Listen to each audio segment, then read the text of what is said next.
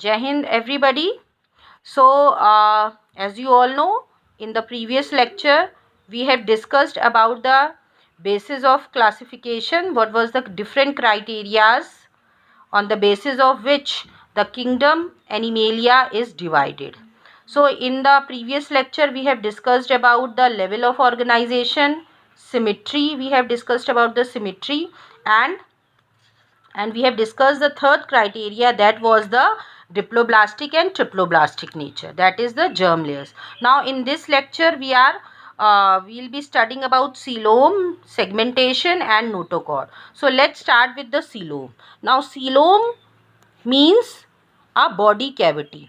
जो बॉडी के अंदर कैविटी होती है उसको हम सीलोम बोलते हैं, लेकिन कोई भी कैविटी जो है, कोई भी किसी भी तरह की कैविटी सीलोम नहीं कहलाएगी अगर वो कैविटी जो है it is lined by endoderm, sorry it is lined by mesoderm.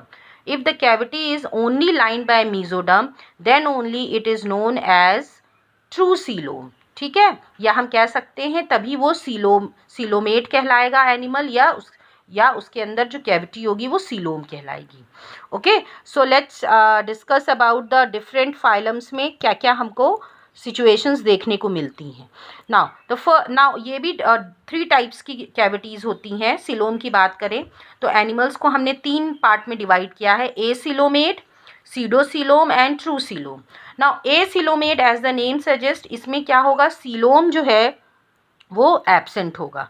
तो कैविटी जो है सीलोम वो क्या होगी, वो एब्सेंट होगी. Okay, so like Porifera, Coelenterata, Ctenophora. Now ये 3 टर्म्स तो वी हैव ऑलरेडी सेट कि ये जो 3 मेंबर्स हैं आपके, पोरिफेरा, सिलेंट्रेटा एंड टीनोफोरा, ये तीनों ही डिप्लोब्लास्टिक हैं. मीन्स इनमें 2 ही जर्म लेयर्स प्रेजेंट होती है.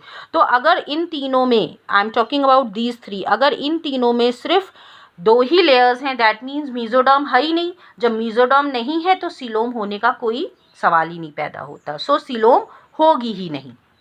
Okay, so if the cavity does not have, suppose अगर आप फिगर में देखें, ये एक्टोडर्म है, ये मीजोडर्म है, तो इसमें इस तरह की कुछ कैविटी प्रेजेंट होगी. तो यहाँ पे क्योंकि ये सॉरी एक्टोडर्म है, ये एंडोडर्म है, तो यहाँ पे मीजोडर्म होती ही नहीं है. So no coelom is present, इसीलिए इनको एसीलोमेट कहा जाता है. अब प्लेटिहेलमिन्थिस में हमने पढ़ा कि ट्रिप्लोब्लास्टिक बॉडी होती है, बट ट्रिप्लोब्लास्टिक तो होती है पर फिर भी इनको एसिलोमेट कहा गया है. अब ये क्वेश्चन अराइज होता है, क्यों कहा गया. Platyhelminthes are commonly known as flatworm, इनको कॉमनली फ्लैटवर्म कहा जाता है. अब फ्लैटवर्म्स का मतलब क्या हुआ, बिल्कुल चपटे हुए, डॉर्सी वेंट्रल साइड होगी. अब जब चपटे हैं तो इनके अंदर क्या है, कैविटी प्रेजेंट ही नहीं होगी, कैविटी होगी नहीं क्योंकि ये बिल्कुल फ्लैट होते हैं. इसीलिए इनको भी ये they are triploblastic but they are acoelomate in nature, no coelom. Now next is your pseudocoelomate. Pseudocoelomate means होता है false cavity, no true coelom. यहाँ पे ट्रू सीलोम नहीं होगा, सीलोम प्रेजेंट होगा पर वो ट्रू नहीं होगा. अब वो, और इसमें जो है एस्केलमेंथिस और निमेटोड्स आपको मिलेंगे, दोज दे एग्जिबिट सीडोसिलोम. अब ये कैसे प्रेजेंट होगा, चलिए इसको देखते हैं. सपोज ये आपका कैविटी है, ये एक्टोडर्म है एंड दिस इज एंडोडर्म. अब इनके बीच में है जो मीजोडर्म बनती है. ओके, मीजोडर्म होती है जो कि रिस्पॉन्सिबल है कैविटी बनाने के लिए. ओके, नाउ अब इसमें कैविटी कैसे होगी, ये जो मीजोडर्म लेयर होगी ये है अलग अलग पाउचेस बना लेगी. आप देख रहे हैं बहुत सारे पाउचेस, और इन पाउचेस के अंदर जो कैविटी होगी that is a not true cavity, वो एक फॉल्स कैविटी होगी. ऐसा क्योंकि बनी है मीजोडर्म से ही, बट इसमें मीजोडर्म जो है वो पाउचेस में डिवाइड हो गई है, जिसकी वजह से ट्रू नेचर जो है मीजोडर्म का वो ख़त्म हो गया है. ये ट्रू कैविटी नहीं कहलाती है, it is known as pseudocoelomate, pseudocoelom इसको हम बोलेंगे. और जो एनिमल्स होते हैं वो कहलाते हैं pseudocoelomate animals. So this is a false coelom, not true coelom. Now next आते हैं ट्रू सीलोम. नाउ ये हैं सीलोमेट एनिमल्स. अब इसमें क्या होता है, इनमें जो है this is your ectoderm and this is your mesoderm. अब ये जो है ये आपकी अंदर कैविटी है, आप देख रहे हो एक्टोडर्म के भी एक्टोडर्म के नीचे एक लेयर है पिंक कलर से, देन एंडोडर्म के ऊपर लेयर है पिंक कलर से। अब इसके बीच में जो कैविटी है दैट इज़ अ सीलोम, उसको हम सीलोम बोलेंगे। अब क्या होता है, इसमें जो है दरार आ जाती है, ये कैविटी आप देख रहे हैं डॉटेड लाइन से, और इसमें स्प्लिटिंग स्टार्ट हो जाती है। इसी की राफ्ट की वजह से, ये दरार की वजह से स्प्लिटिंग स्टार्ट हो जाती है, जिसकी वजह से कुछ इस तरह का स्ट्रक्चर बन जाता है। ठीक है, ये जो आपकी कैविटी है ये इस तरह डिवाइड हो जाती है, और ये एक्टोडर्म को अंदर से और एंडोडर्म को अंदर से और एंडोडर्म को बाहर से और एक्टोडर्म को ये अंदर से कवर कर लेती है, और इस तरह ये कैविटी बन जाती है, और इस कैविटी को हम बोलते हैं schizocoelom. The cavity formed by the splitting of mesoderm is known as schizocoelom cavity and animals are known as schizocoelomate. अब ये जो स्प्लिटिंग हुई, अब जो लेयर जो आप देख रहे हो, एक पिंक लेयर जो है एंडोडर्म के ऊपर है, उसको हम कहते हैं विसरल पेरिटोनियम, और जो लेयर जो है एक्टोडर्म के नीचे है उसको हम बोलते हैं पैराइटल पेरिटोनियम ना। यही जो पेरिटोनियम है, यही लेयर्स हैं, यही जो है ऑर्गन्स बनाती, इसी के अंदर, इसी कैविटी में ऑर्गन्स बनते हैं। Okay, so this is the true cavity, जिसको हम बोलते हैं साइज़ोसीलोम।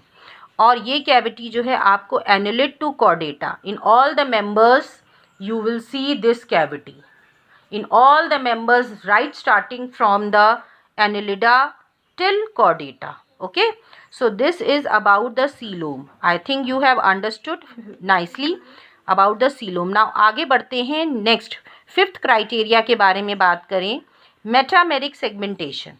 Now what is metameric segmentation? ये जो मेटामेरिक सेगमेंटेशन है, इसको ट्रू सेगमेंटेशन भी कहते हैं। नाउ ये जो सेगमेंटेशन है it is mostly present annelids onward, ये पाई जाती है।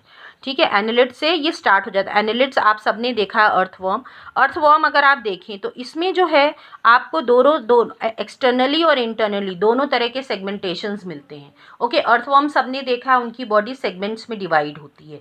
अब अगर ये एक्सटर्नली हो गया, अब इंटरनली बात करिए तो इनके हर सेगमेंट में आपको सिमिलर ऑर्गन्स रिपीट करते हैं। जैसे नेफ्रीडिया जो है, जो कि एक्सक्रीटरी ऑर्गन है, वो आपको हर सेगमेंट में मिलेगा। तो अगर जो इंटरनल ऑर्गन्स हैं वो हर सेगमेंट में रिपीट कर रहे हैं, तो हम कहेंगे वो इंटरनली भी उसमें सेगमेंट प्रेजेंट हैं। सो this is you can see in Annelida, okay, जिसमें इंटरनली और एक्सटर्नली दोनों प्रेजेंट होता है। ओके, अब but in case of chordate, okay, chordate की अगर हम बात करें तो कॉर्डेट में जो है एक्सटर्नल आपको सेगमेंटेशंस नहीं मिलते हैं। भी कॉर्डेट्स में सभी आते हैं आपके fishes, then your amphibians, reptiles, human being, सब आते हैं इसमें, लेकिन इसमें इंटरनली सेगमेंटेशन प्रेजेंट होता है। कैसे होता है अभी हम इसके बारे में डिस्कस करते हैं। अब ये जो इसको हमने ट्रू सेगमेंटेशन क्यों कहा है, क्योंकि इसमें जो है ये जो सेगमेंट्स बनते हैं ये मेसोडर्मल इन ओरिजिन होते हैं। ठीक है, अगर ये मेसोडर्मल ओरिजिन के नहीं है, मेसोडर्म से नहीं बने हैं, तो ये ट्रू सेगमेंटेशन नहीं होगा। This you need to remember. Okay, और दूसरा जो है अगर इंटरनली प्रेजेंट है तो वो ऑर्गन्स जो होंगे वो रिपीट करेंगे हर सेगमेंट में। This also. नाउ एनेलिड्स में मैंने बात किया दोनों प्रेजेंट होता है, पर कॉर्डेट में सिर्फ इंटरनल सेगमेंटेशन प्रेजेंट होता है।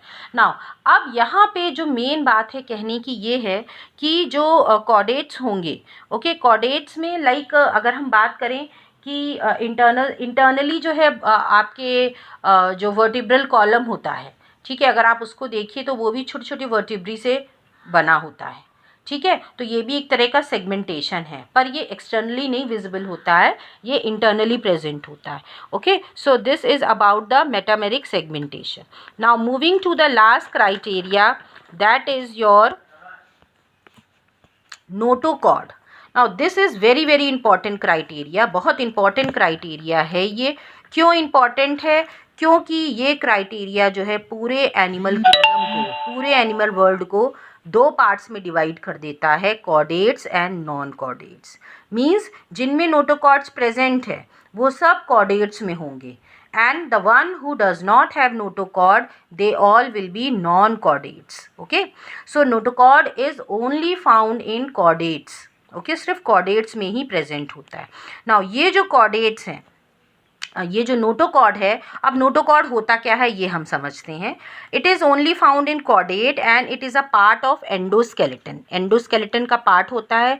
डॉर्सल साइड में ये प्रेजेंट होती है. मीजोडर्मल इन ओरिजिन, मीजोडर्म की ही इसका भी ओरिजिन मीजोडर्मल है.